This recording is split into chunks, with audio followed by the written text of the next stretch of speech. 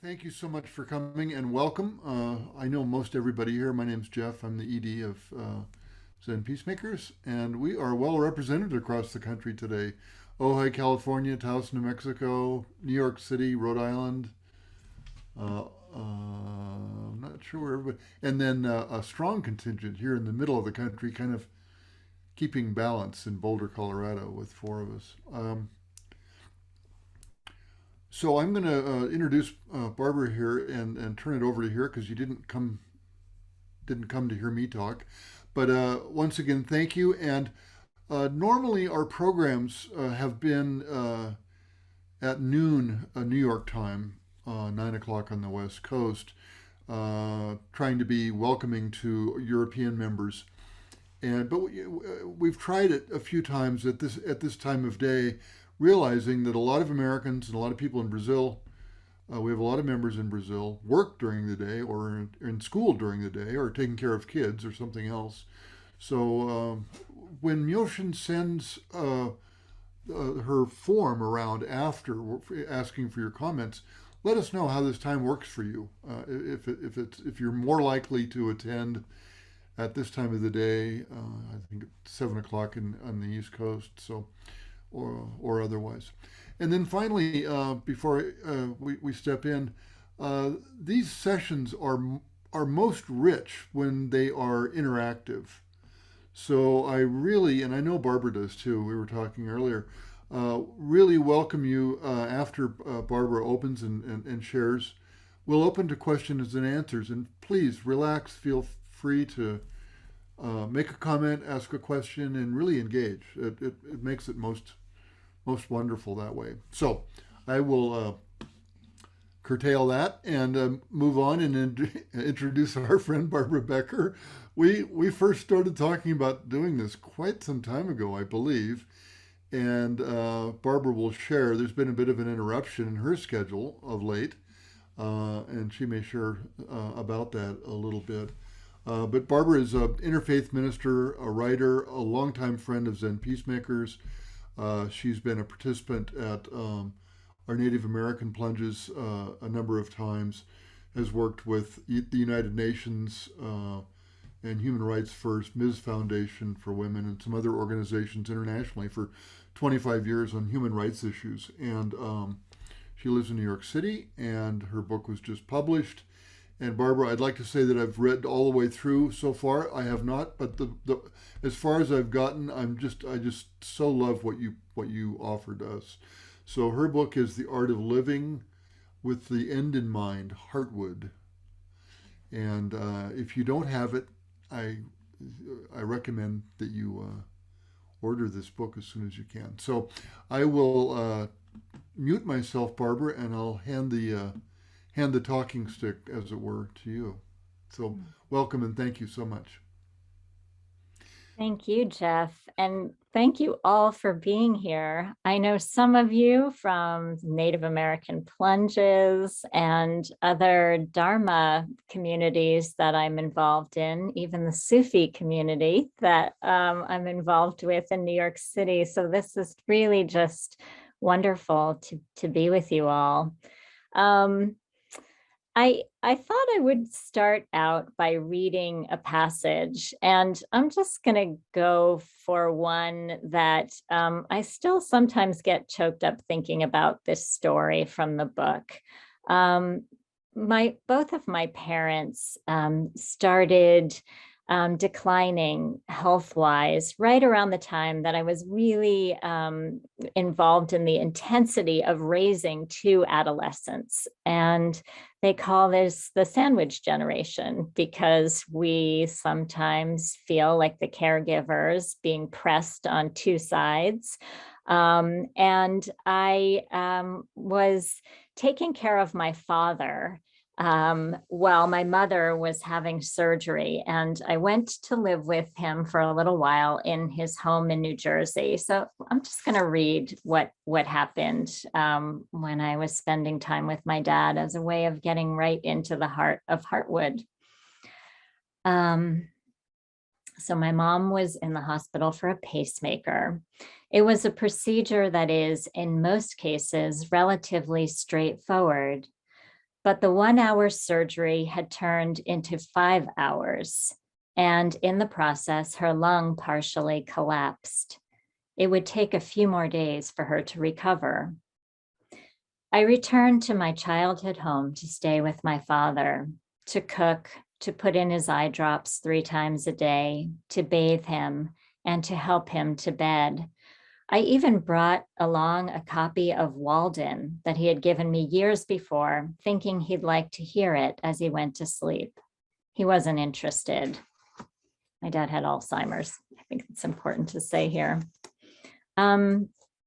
So I turned to the book Robin Hood that my mother kept in a bookcase for her grandchildren, slowly turning the pages and showing him the pictures. He seemed particularly amused by the Disney version of the bumbling Sheriff of Nottingham. One morning before breakfast, the short window of time each day when his mind was at its clearest, he turned to me from his seat on the couch and asked, "When's my birthday?"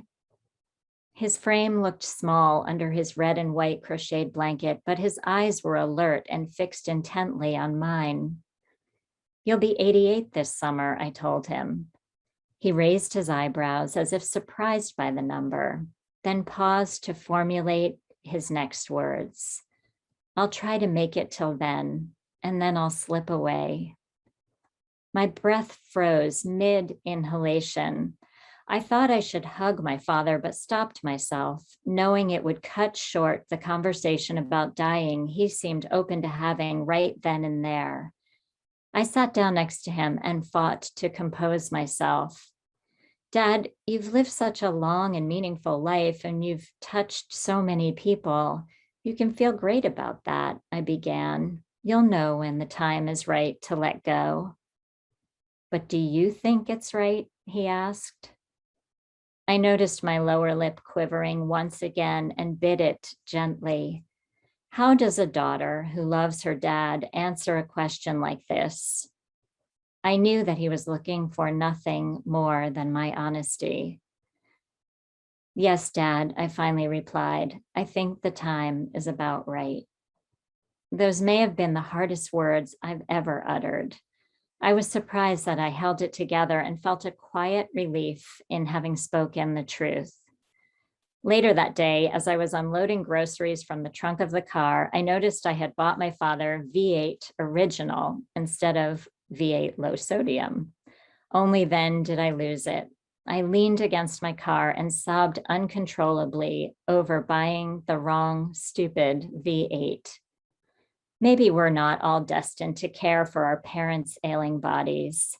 Maybe we won't ever be called upon to answer their hardest questions. But I think we could all use V8 moments sometimes, moments when the small things become stand-ins for the larger ones, allowing the pain to begin its slow and inexorable release. So my father did just that. He waited till his 88th birthday, and then he really declined pretty quickly. My parents, who I adored so much, died within just weeks of one another. And all of the work that I had done in preparing to be with the dying, mainly through the New York Zen Center for Contemplative Care, training with Chodo and Koshin, for those of you who know them, really came to bear on those moments of being with them in their final days, hours, and minutes. So Heartwood is the story of, as our Lakota friends would say, our ancestors, because my parents are my ancestors now.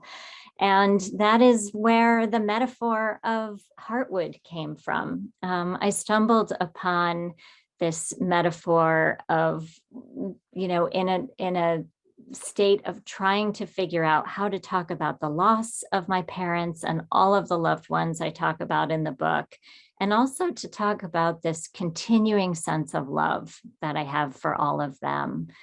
Heartwood, if you haven't read the book, is the central core of trees. It's the strongest part of the tree that's prized by woodworkers for its strength and durability. But what's really surprising is that Heartwood is dead. It's inert. It no longer participates in the flow of water and nutrients up and down the tree.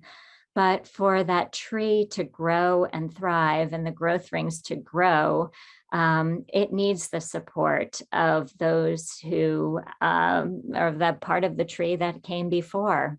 So that is the metaphor of Heartwood. It turns out we people are a lot like the trees, and those who we've loved and lost form some kind of enduring essence around which we grow.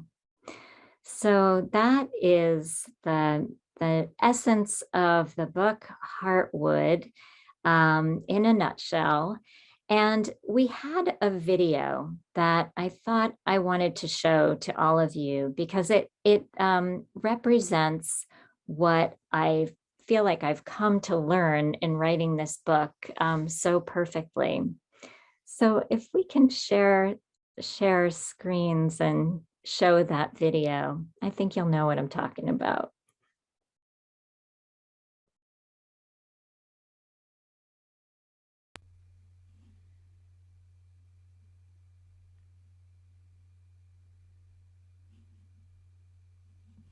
Is there sound we should be getting, Barbara? Yes.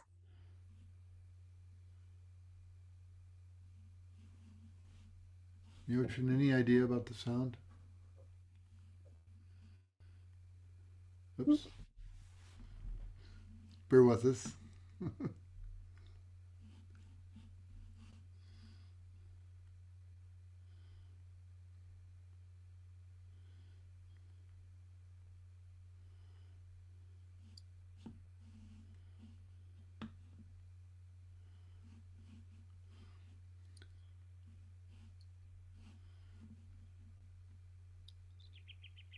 There we go.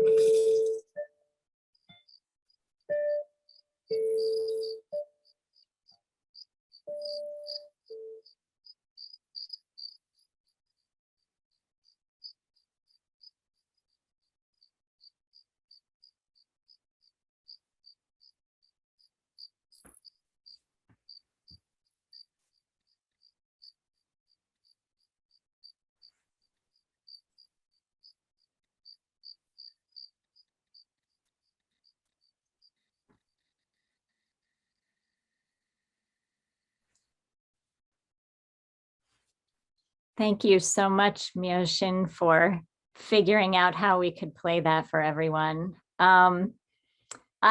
I was so touched by that video. I felt like it was the animation version of what I was trying to say in Heartwood. I actually found the animator, and it turns out to be a young woman from the Netherlands who did this as part of her graduate school training in animation. It was her first film.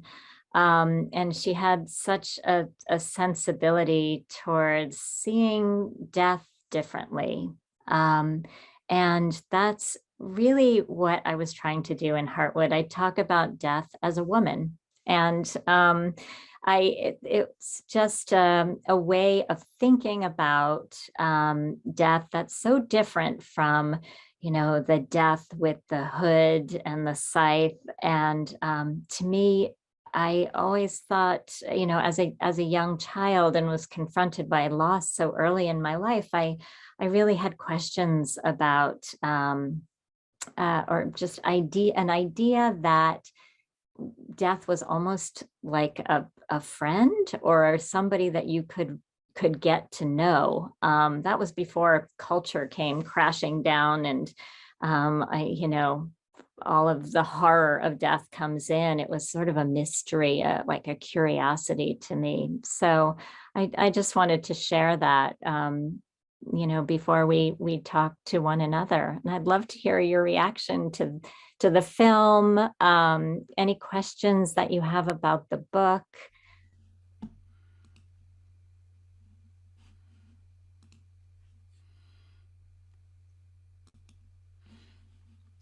I think I'm unmuted here, so let's see. I'm going to go back to gallery. So there are a few of us enough that I can see everybody. So you know, if you'd like to just, if you have a question or a comment, you know, raise your hand and unmute yourself, and this can be kind of casual and friendly.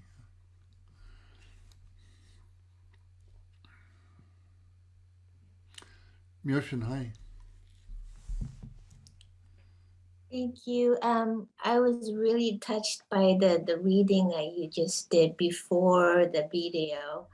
and I wonder if you can share some more. But before that, also want to ask, you mentioned that when you were caring for your father, the training that you had at New York Zen Center came into play. And I'm wondering in what kind of way the training helped you, and what kind of ways you wished you had learned more at the center. Good question. So the training program I did at the New York Zen Center for Contemplative Care was about a year-long foundations program in being with the dying.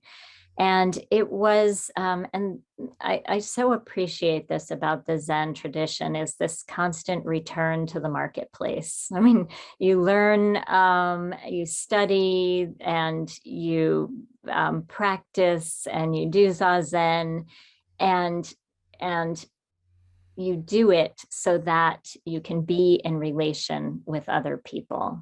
And that was really the approach of the New York Zen Center. We would gather together once a month. We would do a lot of study together, but the real heart of the practice was taking that to assignments. I was assigned Bellevue Hospital in New York City, which is our largest public hospital. And I would spend time there every week. It was a critical, like very, very end of life and respite care for the caregivers who were taking care of people on hospice. So people were really often in the type of situation we would call a vigil, like the last few days of their lives. That work is so hard to do. And I don't know what I would have done without being able to take the questions and the difficulties that I encountered in my weekly visits and bring them back to hold counsel at the Zen Center at the end of the month. I mean, we learned so much from each other and from sharing and being vulnerable about the places that scared us on the floor. I had a big block initially about well, first of all, being in a hospital. When I wrote in the book a little bit about how when I was in high school, I went to be a candy striper in the local hospital in our community. It was a hospital where my father was a doctor and my mom was a nurse. And the place terrified me so much that on my first day on the job, my supervisor was taking me into the room of an infant who was born with a big facial abnormality. And I walked closer to the crib and I just felt the room going dark and I melted to the ground and I fainted. So I wasn't sure that I was ever going to find a way to get myself into the hospital in the first place to do the training. So the fears of physical ailments, fears of my parents' death, fears of having patients who were my age or younger, that was a big hurdle for me. So just like continually crashing through the walls I had built up around me over time around death was the part of the training that I think also helped me so much with my parents' deaths. I also love that I learned that there's really no formula to this. I mean, there are hospital rules and regulations, things that we have to do, like simple things like washing our hands, between patient visits, like just how to fill out the report of having met with a patient and what goes into that. I mean, they're just like technical things. But the real heart of the matter is the heart of all of our traditions, which is just showing up and being present. And that expression that can sound so trite sometimes of meeting people where they are. Chodo said this great thing at the beginning of our training, which is that, you sometimes think that you're going to be going in and talking to patients about the big existential questions that they have, but you might go into a room and find them sitting there with the television on, watching Jeopardy. And when that happens, our job is just to pull up a chair and watch Jeopardy together. Thank you, Barbara. If I could sort of add on to Myoshin's question a little bit, something you wrote really struck me, and that was, and I really personalized this because I would have this tendency of wanting to try to fix things, and the work you did, the work you're talking about, that's not part of it, is it? There really is no fixing, and it's things as they are. And you shared a story of, in fact, one man you were working with who didn't want you there at all, and I was wondering maybe if you could just expand on that a little bit, because I found that so touching and so challenging. I mean, I might have the tendency to run away at that point, like, oh, I've just totally made a mess of this. Yeah. Yes, I called this man Mr. K. And I had heard in the hospice training that it's almost like a rite of passage. At some point, you will encounter a patient who tells you to get the hell out of their room. And that happened to me one day. I was working with a patient who was really struggling, and the surface level of that looked like him trying to make a phone call and the phone wasn't working. So I was crawling under his bed, reconnecting wires, running and getting a phone from another room. I really wanted to please him. I really wanted to fix the situation he was in. He just wanted to talk to his wife. And when I finally did it, and he connected with his wife, they had a challenging conversation. And when I came back to him, he was so frustrated with how things were going for him that he demanded that I take the wristband off of his wrist because it was cutting off his circulation. And I told him I couldn't do that, but I could find a nurse to help him with that. And he was furious. And he essentially told me to get the hell out of the room. And, patients will not kick doctors and nurses out of the room, or, often social workers, because they're the ones who help with, all of the logistics of their life. But the people who are like chaplains or volunteer chaplains or the straight up volunteers on the floor, like, we're the easiest like targets for that kind of thing. And I was so glad to have been forewarned almost that this will happen.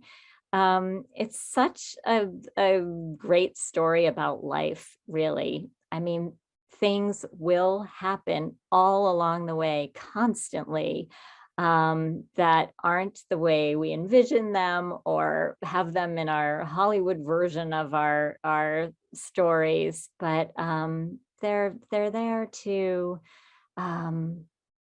to sit with, to have compassion, not only for the patient, but for ourselves, for being in as who wants to be told to get out of a room, that they're useless, Thank you. Yeah. One of the things that has come up so much around this book for me is learning to embrace the paradox of it all. I mean, the health, the illness. I love how the Taoists, and often I hear in our Sangha communities, that this is a world of 10,000 joys and 10,000 sorrows. And our culture is so bent on happiness at all costs, striving for the joy. And it isn't so good on the balance side, on learning to sit with and be present with the parts that are so painful sometimes. When you opened, Jeff, you were talking about a situation I found myself in of late, and we'd originally scheduled this book talk for May when the book was coming out. But it turns out that on the day that Heartwood was launched, I was having surgery for a new diagnosis of breast cancer. You know, clearly one of those things that you don't expect to happen. And yet, when I learned that I had breast cancer, it wasn't so much a question of why me. It really was like, why not me? Like, you know, this is another thing about this training, this understanding that, yes, this whole scenario of dying also includes us. One of the trickiest things to wrap our heads around.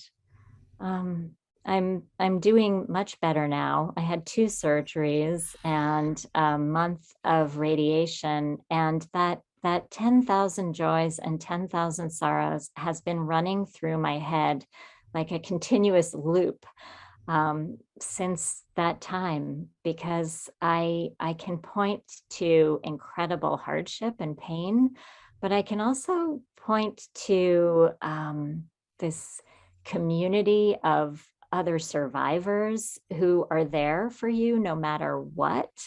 Dharma friends who are willing to listen to your greatest fears without judgment.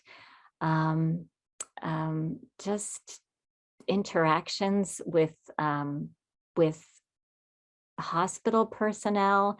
I keep thinking about the doctor. I am just so blown away by this compassionate act of hers, an unusual one. One of the things that happens when you get radiation therapy is you get tattooed so that they are able to align the beams of the radiation machine to the correct parts of your body. And one of the doctors I met who was explaining what the procedure would be like and what the tattoos would be like, she said, just like this tattoo I have right here on my hand. And she had gone ahead and gotten one of the radiation tattoos permanently marked onto her hand so that she could show it to patients who were just afraid of what that might be like. So there have been just thousands of beautiful, beautiful moments like that, where things open up even in the hardest moments, sometimes especially in the hardest moments. Thank you. Thank you for that. Yeah. Please feel free if you have a thought or if something has come up for you. Deanna. Hi, so good to see you, Barbara. It's great to see you.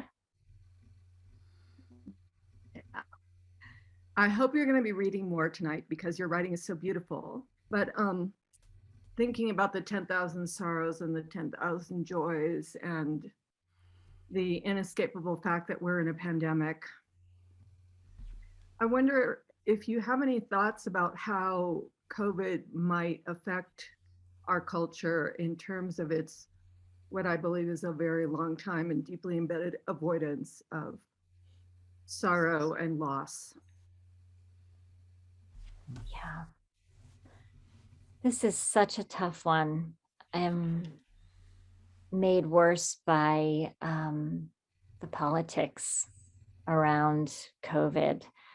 You know, literally just before this call, I got a text from my little brother who told me he was just diagnosed with COVID. He's double vaccinated. He's a first responder. And you know, it's he lives in a community of people who refuse to wear masks. It's not too much of a stretch to imagine how he got it just by living where he lives. You know, all of the lessons that I thought we were about to learn from COVID seem to be turning into political fighting.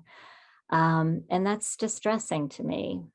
You know, when one of my closest relatives, my Aunt Bev, who was like a third parent to me, died of COVID in a nursing home during the height of the pandemic in New York City. And it was, of all of the goodbyes that I had and that I wrote about in the book, it was one of the absolute hardest because of not being able to be physically present with her, to have to say my goodbyes to her over the phone. And I've thought so much about some of the things that really helped me during that time. A big one was that Lincoln Center in New York City hosted musicians for almost a period of like 9 months. So every week or a couple of weeks, a musician of known would come onto Zoom and perform a piece, and the names of people who had died that week would come up.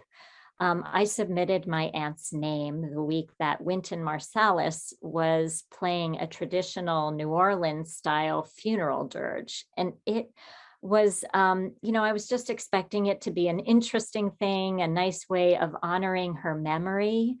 But when he started playing and he had a drummer with him and they were beating the drum and a name would come up, and they would beat a drum and the name would come up. He beat the drum and then my aunt's name came up. And it was everything about the power of ritual was revealed to me in that moment. How it slows us down. It demands that we pay attention. It puts us in the intentional space of being present with our loss. I'm an interfaith minister and I believe in ritual, but now I even more believe in ritual, and I even believe in stealth rituals. So I don't let opportunities go by without having the chance to create sacred space. Like if my family is gathering at Thanksgiving outside around a fire pit, like that is sacred space. Like we are going to have an opportunity to share what's on our mind, to like, I'll never call it holding counsel with my family, but that's exactly what we're doing. I've also had a chance to become certified as a disaster chaplain in the city of New York. And I've been asked to do some of the memorial services on Hart Island, which is the potter's field of New York City. And during the height of the pandemic, they had backhoes in those graves, and they were putting coffins one on top of another with names, if they knew it, or patient ID numbers in permanent marker along the side of the casket in case anyone ever came forward to claim the bodies. But there were so many bodies in refrigerated trucks and in these graves that there was no choice but to do these mass burials for a time in the city. And I, you know, especially having had the privilege of doing some of these Native American plunges, have really thought that it's important to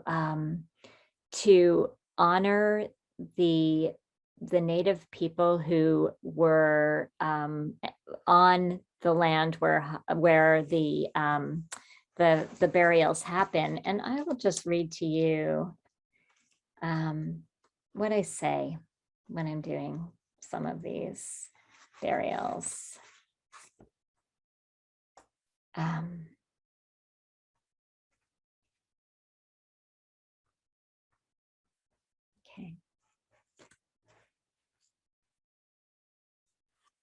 So I talk in the book about a native Muskogee elder who I have been working with and learning a lot of traditions from, and his name is Generous Bear.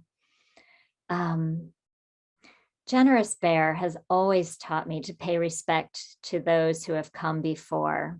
The stars, he reminds me, are the campfires of the ancestors. So standing at the graveside, I gave thanks to the wind, the water, the sky, and Mother Earth for embracing her children who were being returned to this sacred ground. She receives them all equally, I said, regardless of where they were from or the circumstances that brought them there. As I spoke, I could see white caps on the water and birds flying in and out of the camera frame. This time it was a virtual memorial service. There was a wild beauty to this scene, and it felt more alive than dead. The memorial was short, but long enough to convey that along with the pain and injustice, that was the story of so many of the deceased. There was also a humbling sense of their fundamental dignity and worth. A line of tall trees blew in the distance as if bowing in unison. The Heartwood of Heart Island. So I have a friend who was a chaplain in a place for people who were unhoused and dealing with addictions. And when somebody died, her responsibility was to hold a memorial service. And often, because of their life circumstance, no one would show up for those memorial services, but she did them anyway.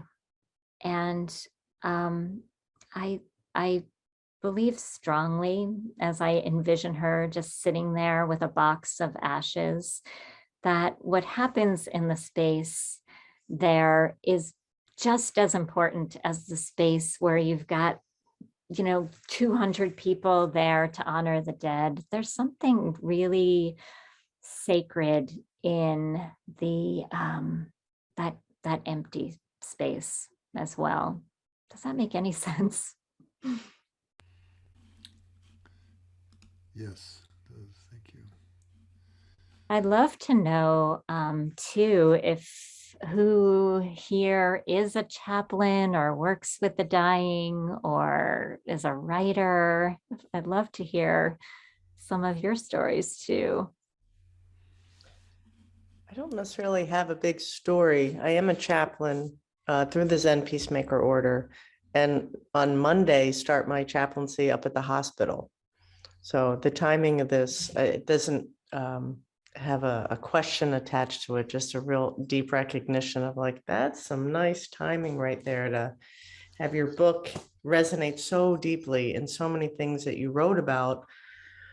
It was like 10 years ago when Brene Brown came out. I'm like, oh my God, you're saying it. Yes, that makes sense to me. And then when I read your book, I had the same response of like, yes, I know exactly what you're saying. So I think it's more just saying a big thank you as I take that step in a formal way. I've been a chaplain in the community for a decade, but this is, in the hospital and doing it in that regard. And during COVID, it's an interesting start time. I honor that journey, and thank you for the work that you're about to do with the patients. What are the COVID numbers like there? Is it bad right now? I'm in Vermont, so we were like this golden child, and we have slipped very quickly to the back of the line. We opened up summer and tourism, and back in September with Labor Day weekend has caused a rise that we're higher than we've been the whole time. And our numbers, we're a small state, we're about 650,000. So each, our N is pretty big. Yeah. Wow. And as you were talking about your baby brother, our state's highly vaccinated. And so these numbers are all breakthroughs. Yeah. Yep. My brother's a UVM guy. There you go. There we are. Yep. That's Yeah. wonderful. Thanks Thank for you. that, Kim. Yeah. I'll be thinking about Anyone you. else? Anyone else have a share or a comment, or perhaps doing some of this work that Barbara's talking about?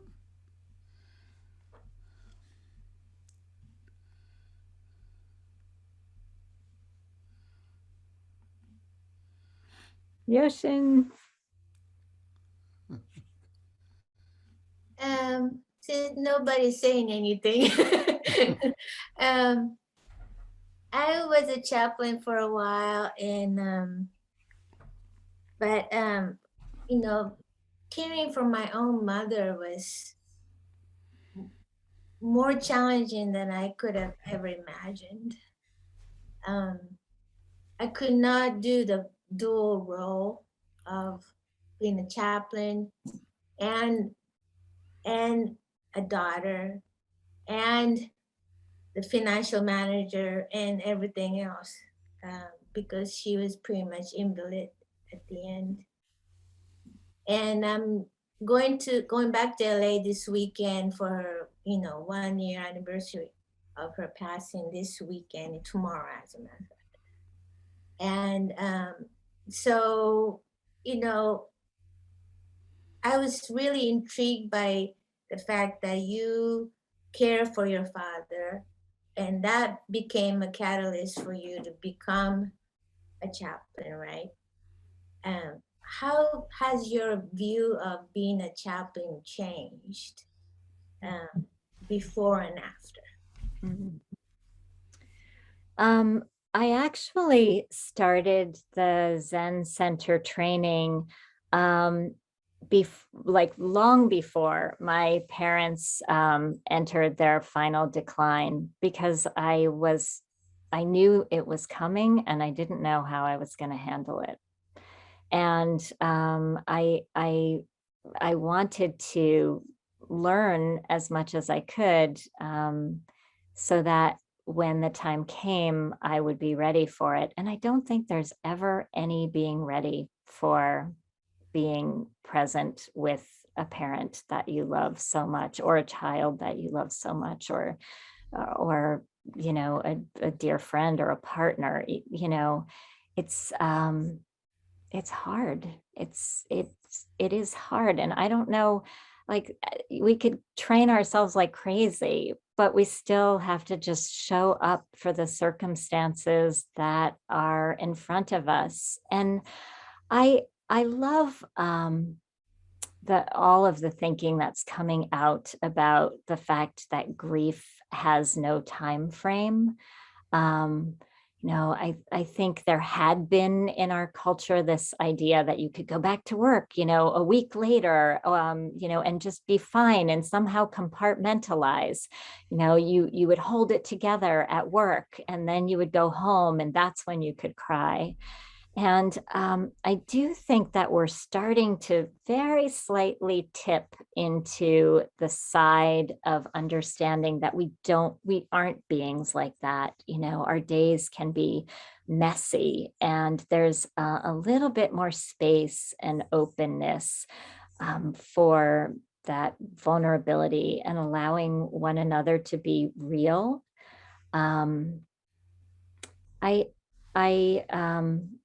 I also am a little amazed sometimes. I mean, people said, like, nobody will ever want to talk about death. You're writing a book on the most taboo topic that there is.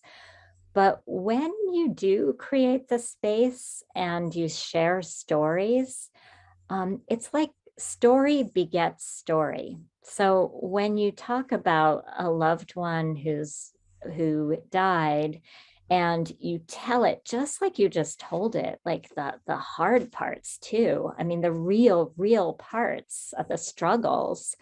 I think that's where we find this deep interconnection with one another. And there's such a gift in that.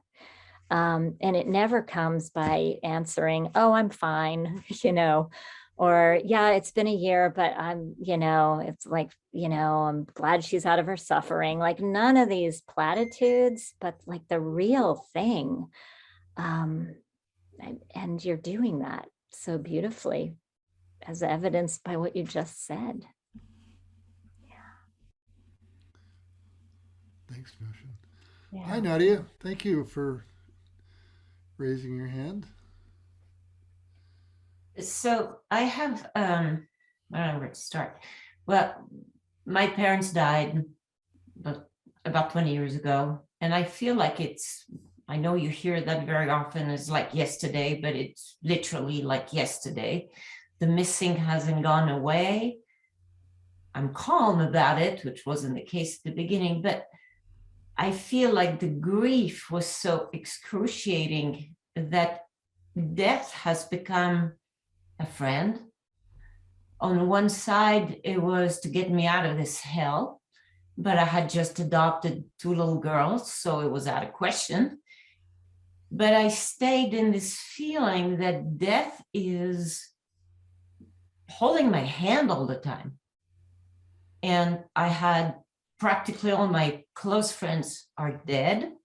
And last week, a friend died here who was 45. And there was a ceremony I went to, and I felt like I had to act like I was sad. I was sad for his children because he had 3 little girls, and I was really sad for his children. But everybody was like, it's so unfair. He was so healthy, and he was an athlete, and I could feel like I was acting, because in my head, it was exactly what you said before. Why not him?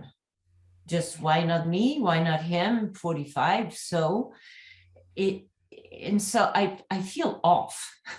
And fortunately, I'm also Zen, because I know then I feel a little more comfortable, but it feels so too familiar.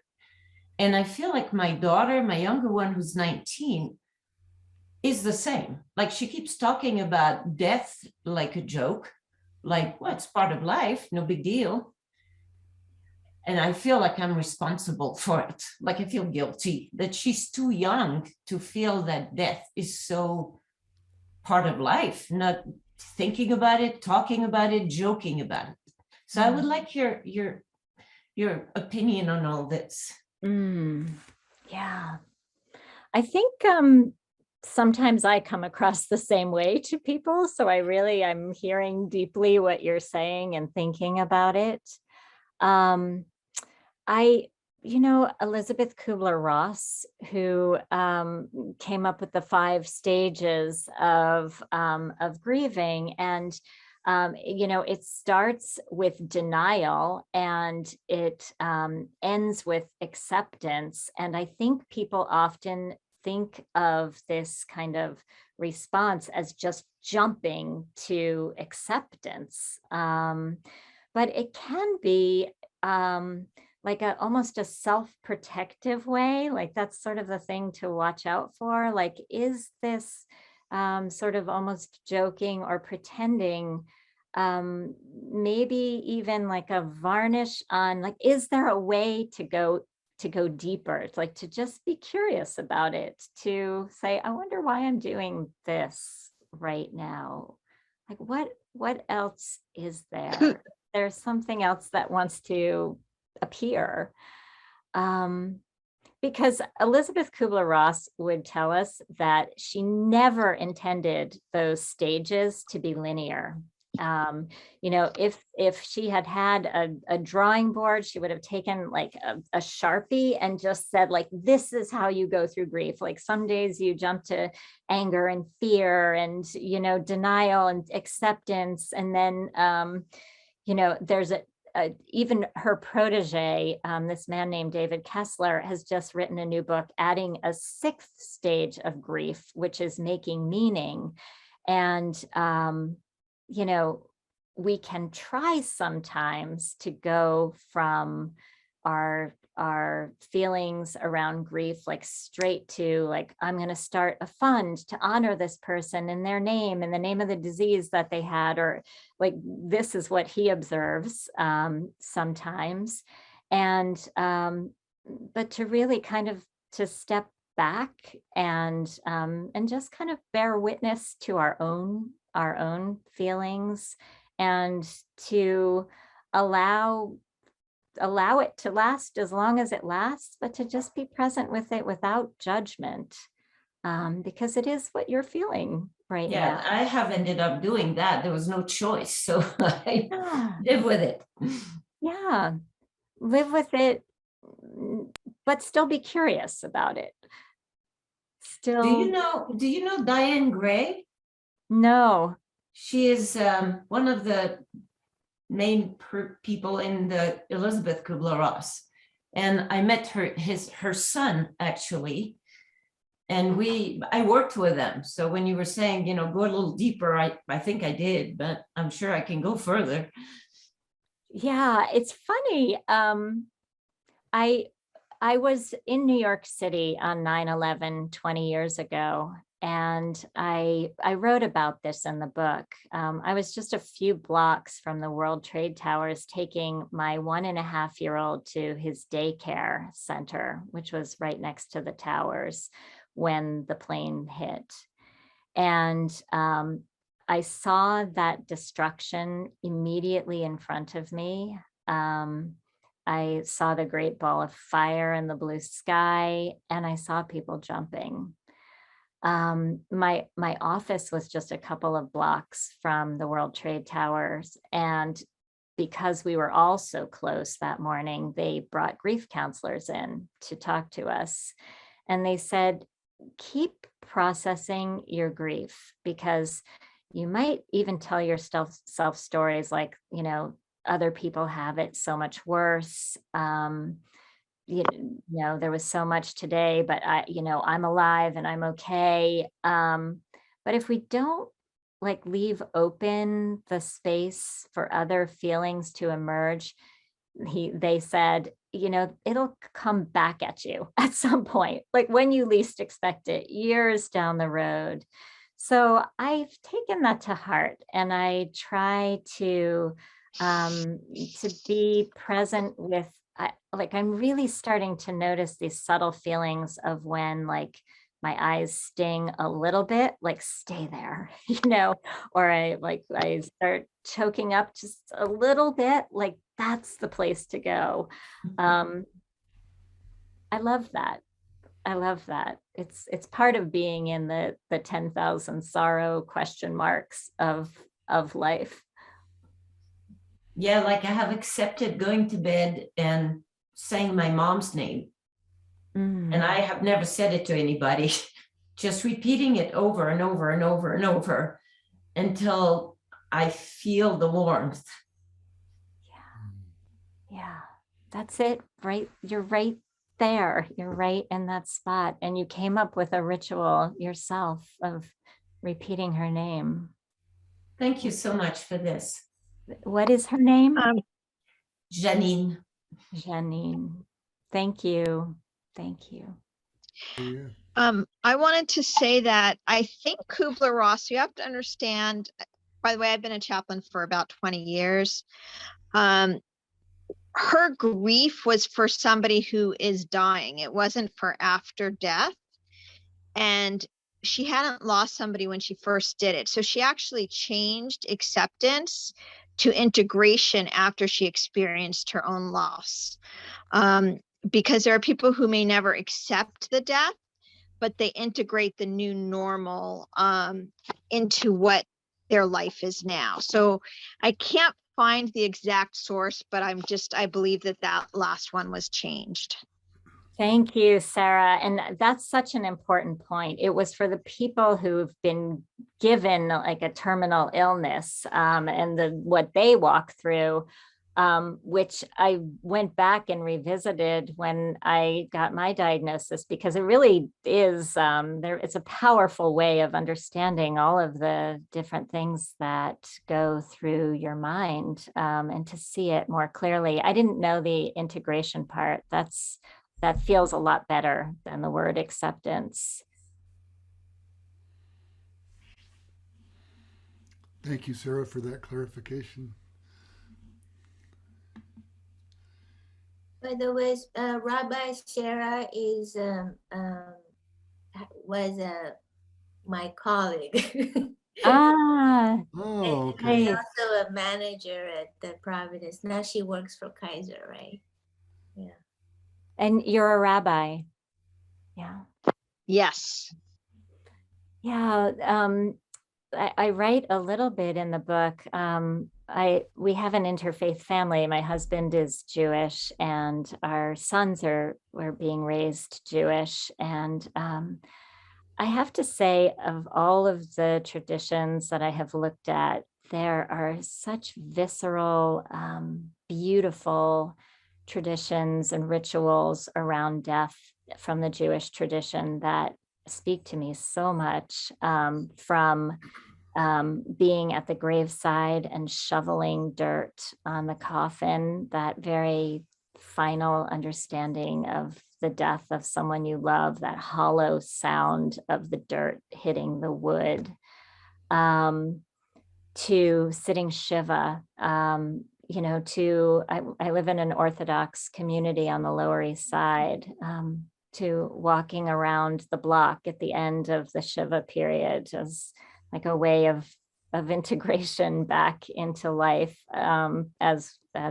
we go forward.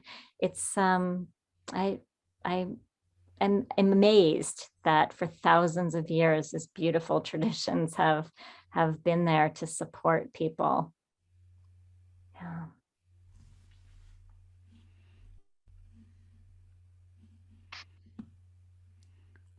We have some time if someone else has a question or a comment or something to share. It doesn't even need to be fully formed. I just want to learn more about the term heartwood. You mentioned that it's a dead wood, basically, and yet it has such effects in the environment. And it seems like after my mother died, I felt closer to her than ever.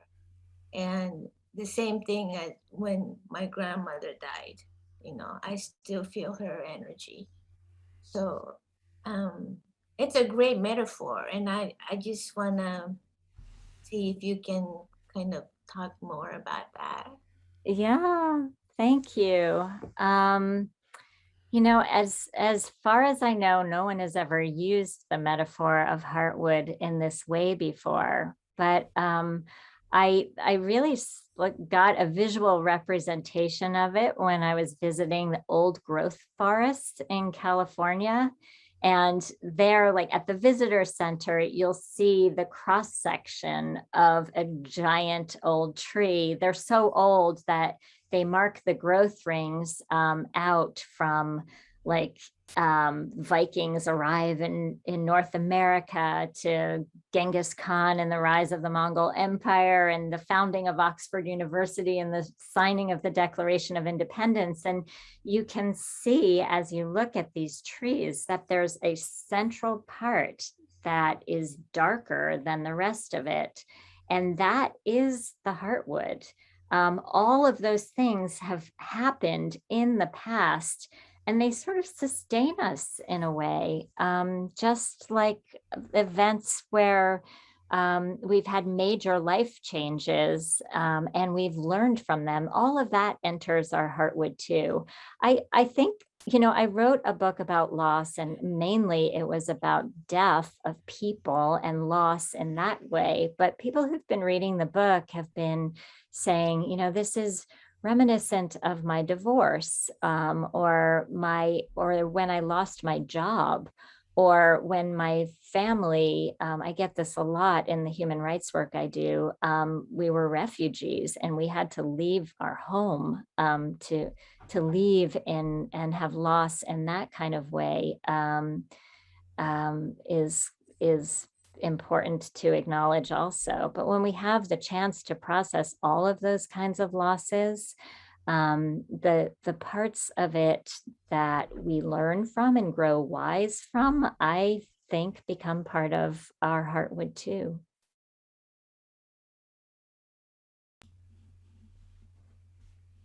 Thanks for the question, Myoshin. Yeah. And the answer, of course.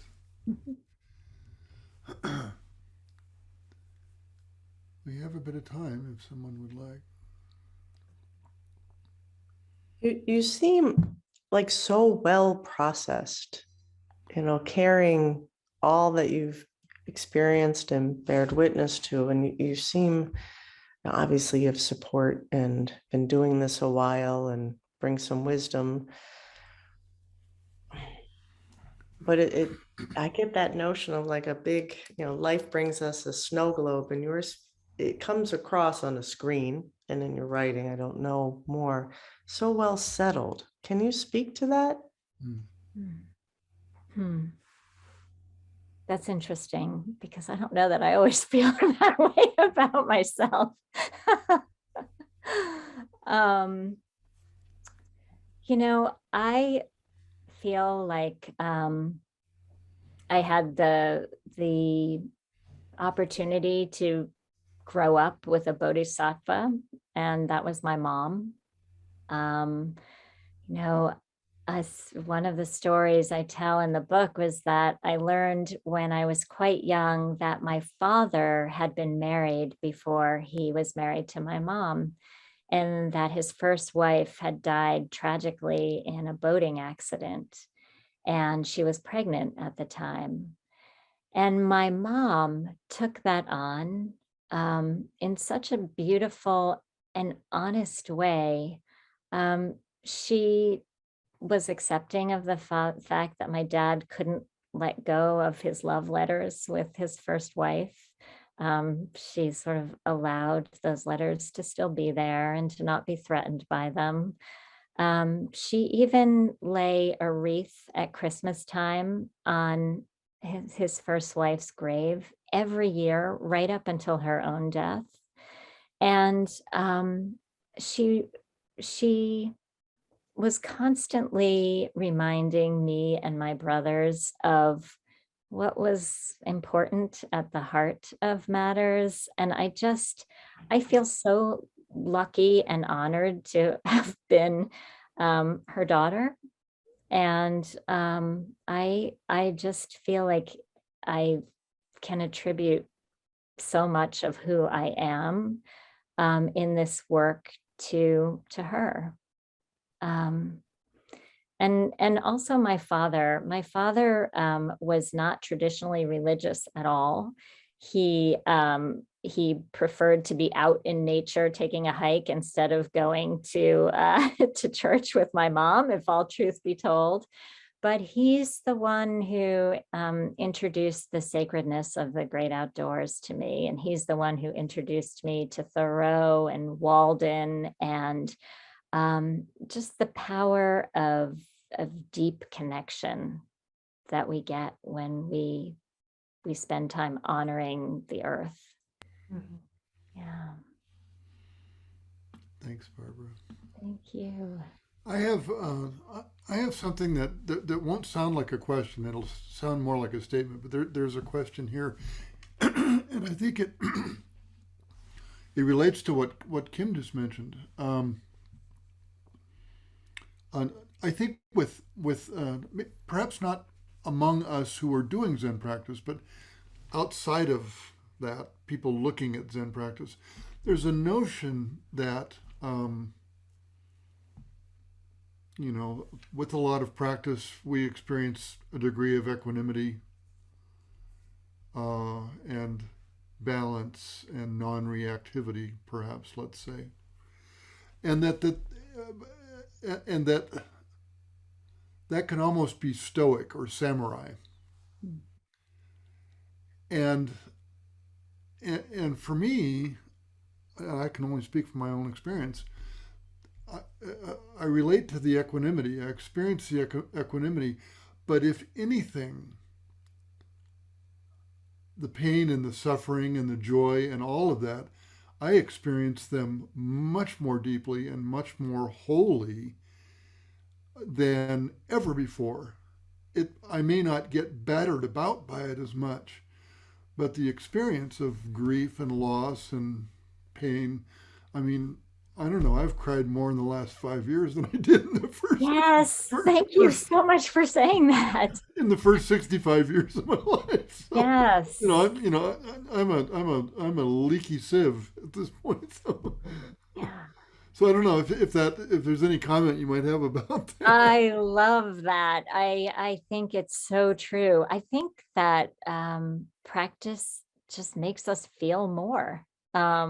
Not just the rosy side, but the tears can flow, and I think we have to be really careful with this. When my mom died, and so both of my parents had then died, and it was just, within such a short period of time, the chaplain from their hospital called me. And she said, I'm just checking to see how you're doing. Oh, I see a note here that says you're a reverend. Oh, so you don't need me. Everything's good, right? And I was like, are you kidding me? Like, I'm a mess here. I really need to tell you that it doesn't work that way. But I think that the outside world can do that to practitioners when they hear that you're Zen, or that you're Buddhist, or that you're anything, really any tradition as a person of faith or of spiritual beliefs. They somehow think we're immune to the whole experience of being human. And Jeff, you just said it so perfectly. I am not. Yeah, let the tears flow. Thank you for that. Thank you for that. And they are, by the way. We have a few more minutes if anyone else has something. Nadia, it's okay to go twice. Oops, I think you're on mute. There you Yeah, I pushed the wrong button. Yeah, I so relate to what you said, Sean, too, because not only am I more vulnerable, but I worked so hard on meditating from the heart, which to me was such an abstraction. I mean, meditating was to connect to myself, not to hurt. And then suddenly my body started expressing everything, which was not the case before. My body was kept athletic, strong, nothing happens. And so I so relate to you, more vulnerable, more open, and the body connection, which expresses itself in all kinds of ways, nausea and everything else, that are totally new. So yeah, I cry a lot more too, I agree. Thank you. I have to look this up. There's a book, I think it might be called Graceful Exits. And it's about the deaths of religious masters from all kinds of traditions. And it's so instructive. I just found it fascinating. It's, they suffer too. The great of the greats are in pain and agony, and and have moments of fear, and this too is true. Kim is holding up the book right Yes, there. that's it. I love that book. Yeah, please take a look if you're so inclined. Myoshin just put a link in the chat for anybody Nice. who's interested in it. Thanks, Myoshin. Well, we're getting close to the end of our time. If there's another comment or question or sharing or observation. Sasha, hi.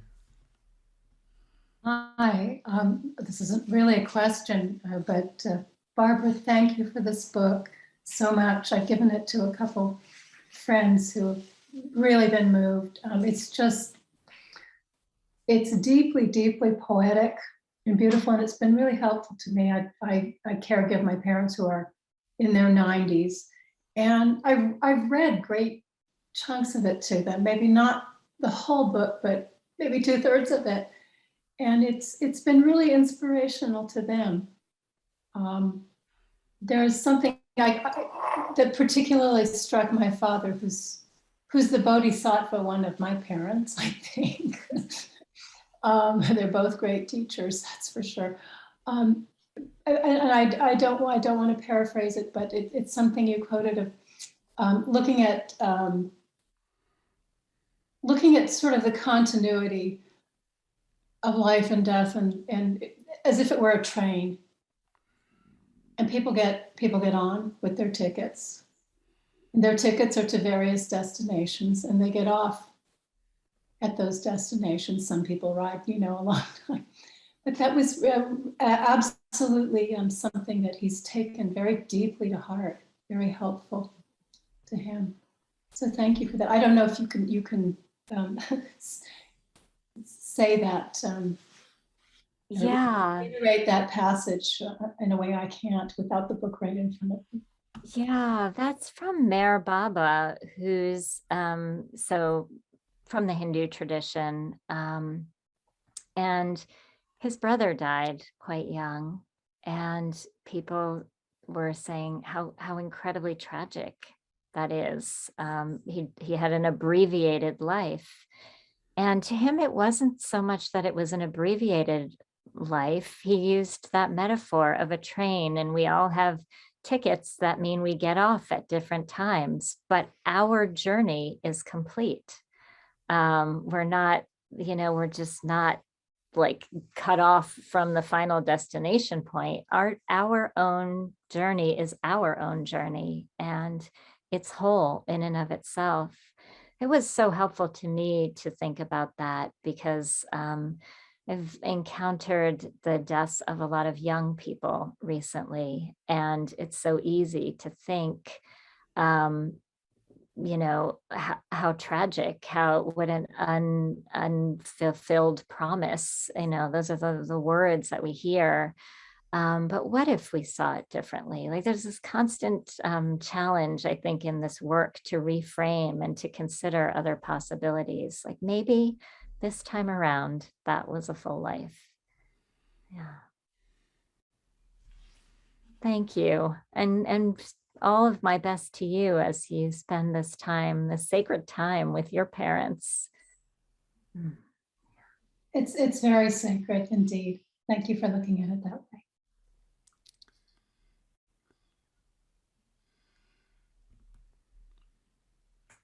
Does anybody know the evening Gata?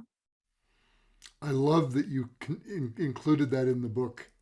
Yeah. So can you raise your hand if you know it? Okay. Maybe we'll conclude tonight with the evening Gata, which is said in Zen temples around the world at the close every night.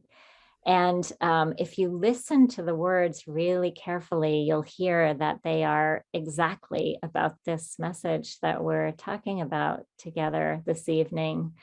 But before I chant it, I really want to thank all of you. And there's a movement afoot in the world right now, this death acceptance movement. And you will find death cafes in like 78 countries around the world, where people are coming together without any agenda, but just to talk about their own losses and hopes and fears and questions about death. There are also things called death over dinner. There are conversation cards around death. So people really are beginning to open this conversation more and more. So I honor this time that we had to talk about all of this in a free way tonight. So I'm going to chant the evening Gata as we would in the Zendo in New York. Let me respectfully remind you, life and death are of supreme importance. Time passes swiftly by and opportunity is lost. On this night, the days of our life are decreased by one. Each of us should strive to awaken. Awaken. Take heed. Do not squander your life.